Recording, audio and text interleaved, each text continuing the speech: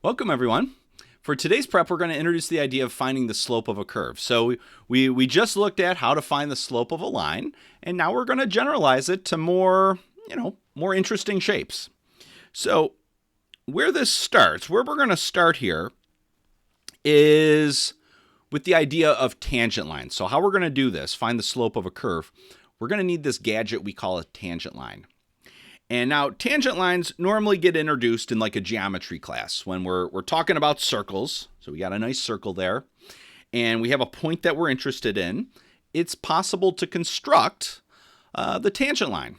So the tangent line is a line that only touches the circle once, and it kind of just grazes the edge of the circle. It just barely touches the circle.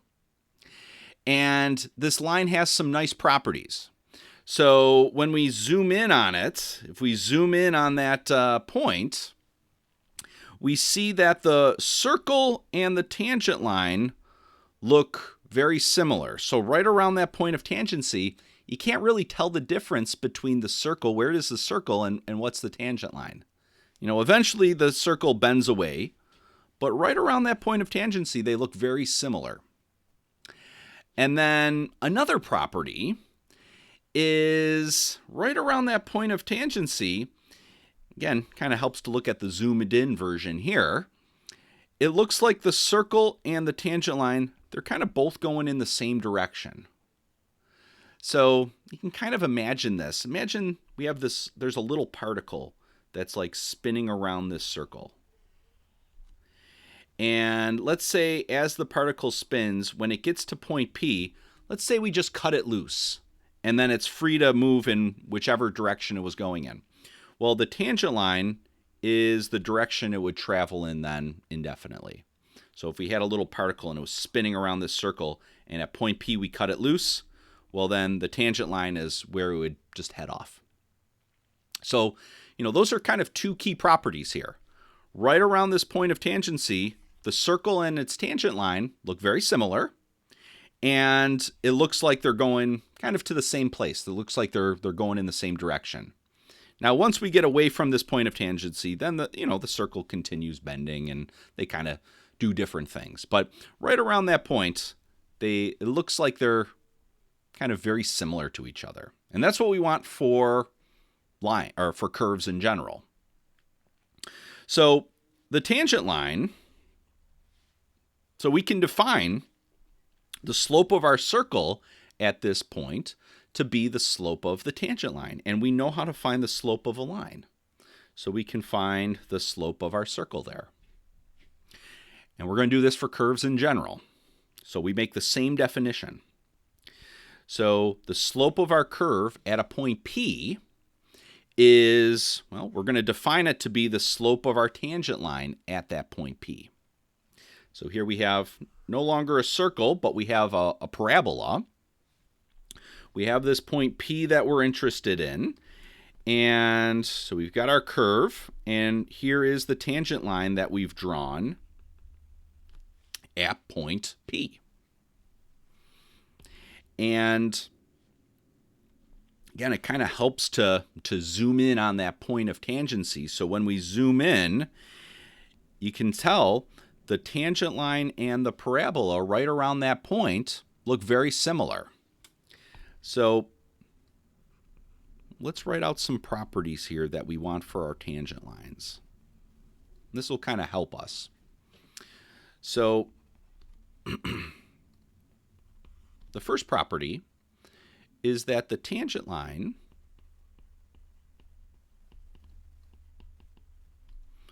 approximates the curve.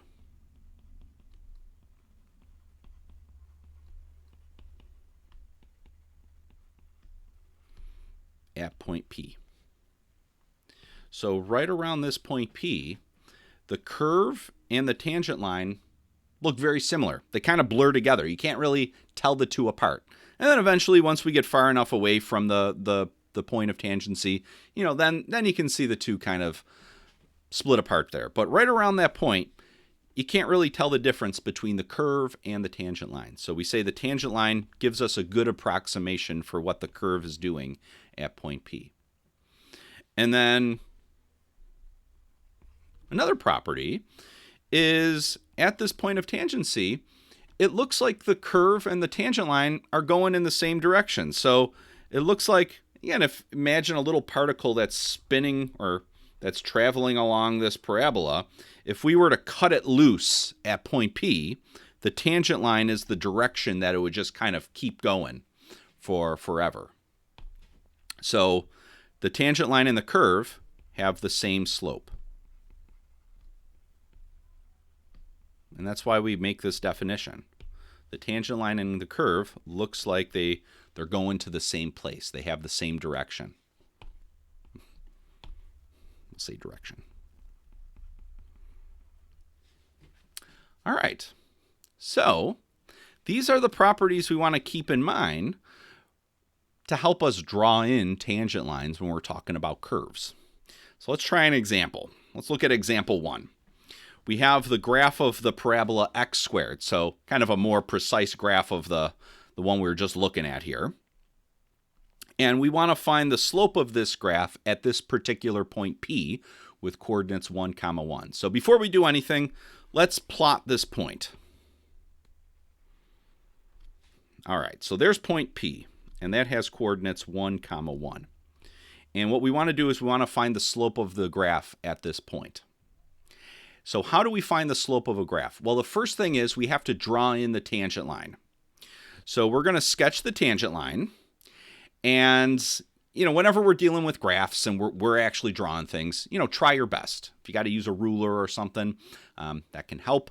But in the end, whenever we're dealing with graphs, we are just doing estimations. So, don't worry too much here. All right, so we got to sketch the tangent line. And to do this, again, we want to keep those properties in mind. So when we zoom in on our point of tangency, the curve and the tangent line should look very similar. So, well, let's do that. Let's get real close. Let's zoom in here. So notice as I zoom in, well, I can only go so far.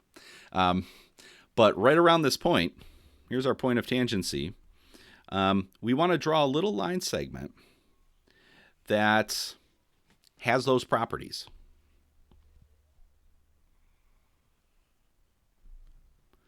So notice I'm drawing this so that the tangent line and the curve, they kind of blur together. They kind of overlap, and it looks like they're going in the same direction.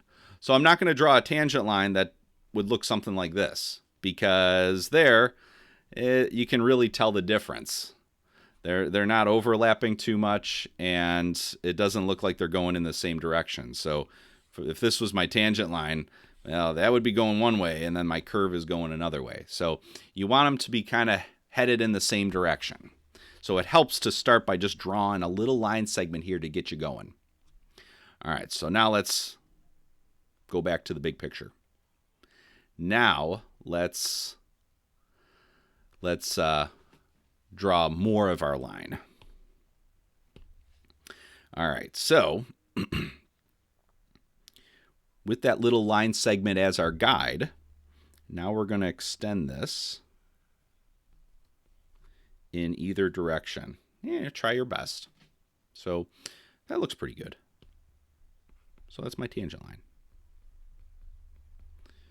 All right, so we've got our line drawn. And now the second step, so step 1, sketch the tangent line. Yeah, it's pretty good. Step 2, we want to figure out the slope of this line. So now,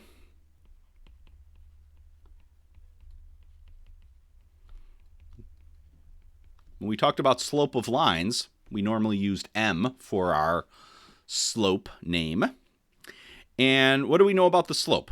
Well, the slope, our slope formula, is change in y over, and let me just get out of the way here, over change in x. All right. So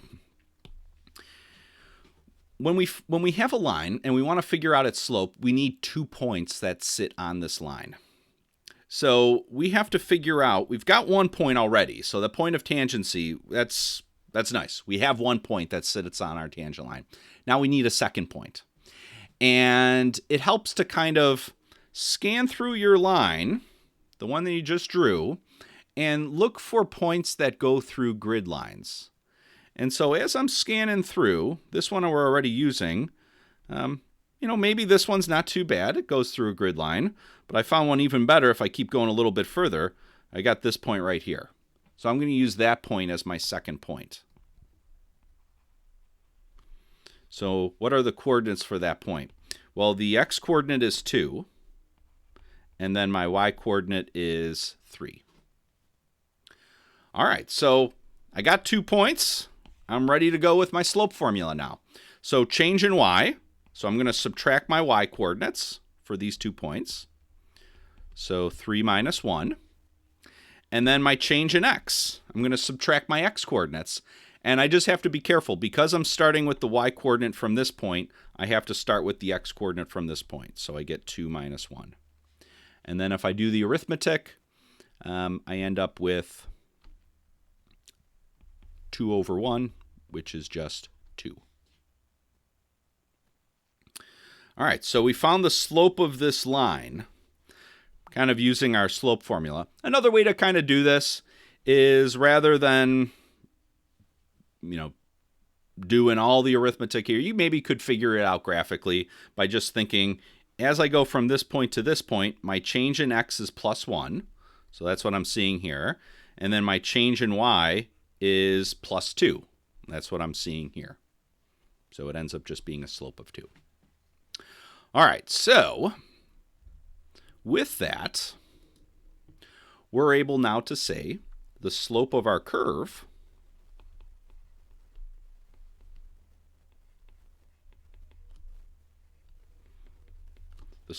f of x at this point, or at x equals 1, is equal to 2. So the slope of our graph is equal to 2 at that point. Now notice I just want to make one kind of additional comment here. Kind of when we're finding the slope of a tangent line, or finding the slope of a curve, only one of our points here sits on the actual curve. The other point sits on the tangent line. So, well, both points sit on the tangent line, but when we're finding the slope of a curve, we're first drawing that tangent line, and then we're finding a second point that sits on the tangent line. So a common issue that I see in like homework questions and that kind of thing is people will pick the second point to actually sit on the curve. We don't want that, because if we were to find the slope of these two, of the line connecting those 2 points, that's not our tangent line, that's something different. So in order to get the slope of the graph at one particular point, we need to draw in the tangent line. We have our point of tangency, so we have one of the points, and then we need to pick a second point that's on the tangent line, and then use that to get our slope. All right, so we're going to get a little more practice with this in class. So we'll see you then. Bye-bye.